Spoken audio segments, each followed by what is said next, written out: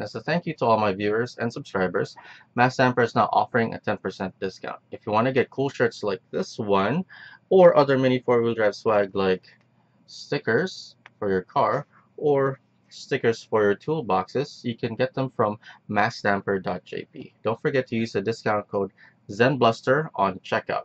There are also links in the video description down below, and check them out. They actually have some pretty neat stuff. Thank you again, and now on with the show. Okay, so for part 2 of the Japan vacation videos of this year, this is us going to Himeji Castle right here at Hyogo.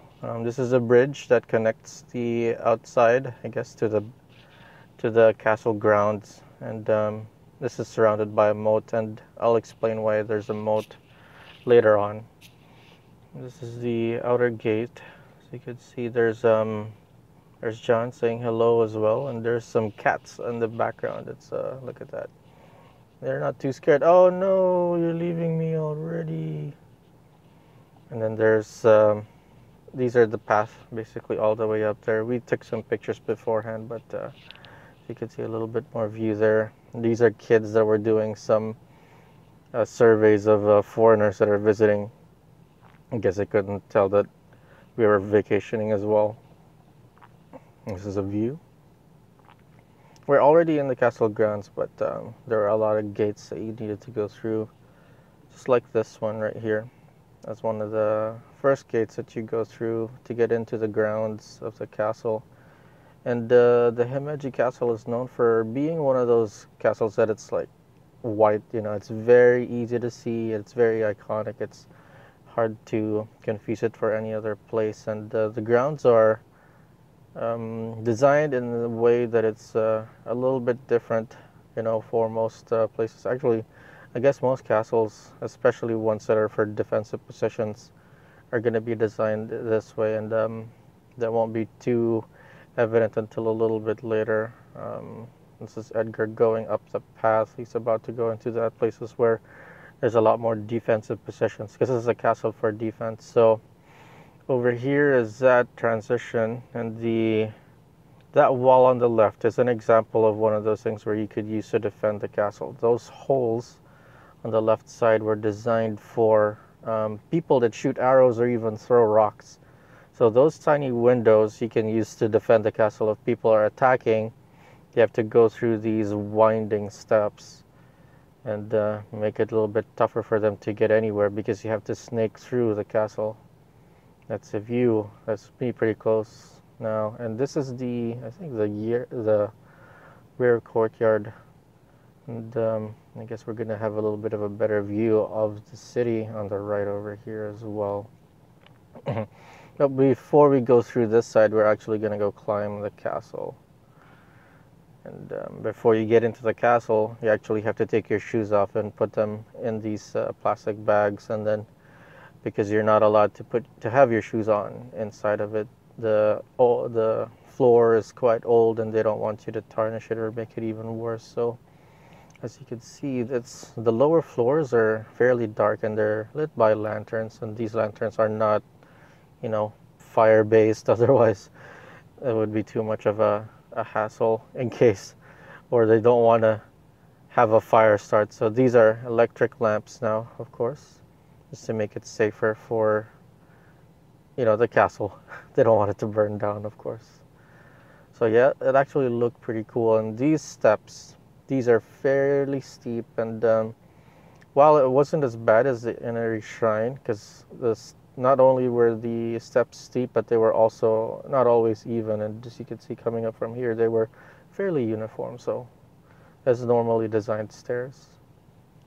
And here now we're on the upper floors, and you can kind of see how dark it was over there, but it was okay. There's a lot of light coming through, and they were already some sections of it were already modernized to prevent any like issues of collapse. And then this is one of those unusual doors where it's actually for rock throwing.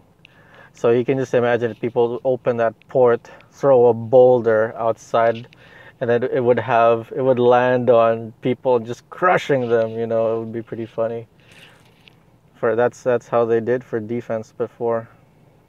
Those were outside outlooks basically, and this is one of the pillars that supports the castle, and this is one of the sides that we got to see.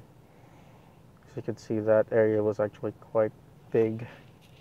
And then this is an upper level of a defensive position. So what people could do is they could sit up to here, as you could see that ledge, or down there. So people could either throw rocks or fire arrows from that position or throw boulders. And this is a look of the city that was around and on the top floor. This is the shrine at the top floor. I honestly don't remember if I'd did an offering or offer up a prayer. This was quite an interesting shrine. It looked pretty interesting. This is another view. This is through one of the castle windows, and this is a model of the actual castle. It was actually pretty cool. It was a small diorama, basically, just the inner frame, just like the Mini 4 stuff. You know how we have frames for our body damper. And this is a look at that path where I was able to look up at the city, not at the city, but at the castle. This is the city right here. Quite a nice view from the castle. And this is that path that we were going to go down into the courtyard, and this is a closer look of the outside of the castle, as you can see. And there are a lot of kids, a lot of people visiting from many countries. I could overhear a lot of conversation that was going on around the area. And this is a view out into the city right here. Up over on that center road is where the station is that we walked from there to here. And this is another part of the castle grounds. There were some outlying gardens that were close by right here, and not much, as if I could recall. Very little. Oh, this is where we went into the walls surrounding the castle, and this is what I was talking about earlier. There's a moat. And the moat, what it does is that it creates a barrier from one side of the castle to the inside, basically from the outside to inside. What the moat does is that it makes it harder for invaders to get into the castle grounds, or even into the inside, of course. And this is the outside wall that's, right by the moat. And in order to get past the moat, you either have to have a boat or you have to swim through it, and swimming through it kind of sucks. And this, I don't know what that was. That was kind of a weird thing, but what you saw earlier was the inside wall, and there's a pathway that snakes around Himeji Castle that allows you to go through it, for defensive positions. And this is probably one of my favorite places that I visited when we went to Japan this year. This is the Kokoen. I don't know what koko means, but if I recall correctly, en means garden. So technically you could call it Garden of Kokoen or Kokoen Garden, but this was a very nice place, a lot of greenery, built not that long ago, I think from the 90s or something. And this place was amazing. Look at how beautiful the greenery is over here. See, I might cut in on some of the sounds so that you guys could listen to what it sounded like when we were over there, so you could hear some of the short fountains.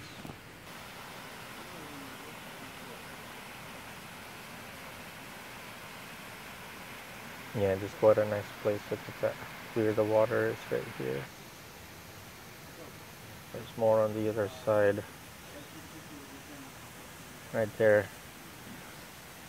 So there's a lot of water in this garden and a lot of pathways to get up there. And this is a small dojo, and we were joking that this is basically the Japanese dojo. If we were going to hang out anywhere, we would hang out here.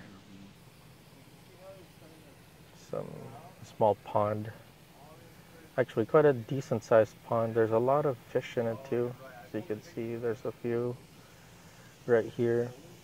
This is me trying not to fall into the pond, reaching out with my camera. See, very nice greenery over there. Look it up ahead. This is us looking at the sky, just checking it out. This is another half of the pond. It's separated by that small bridge. Just looking at how clear the pond is right here. A lot of fish in there. It's quite a bit. This is a short bridge that goes into another section of the garden, just around at the back. And this is another look from the other side of the bridge to the other corner.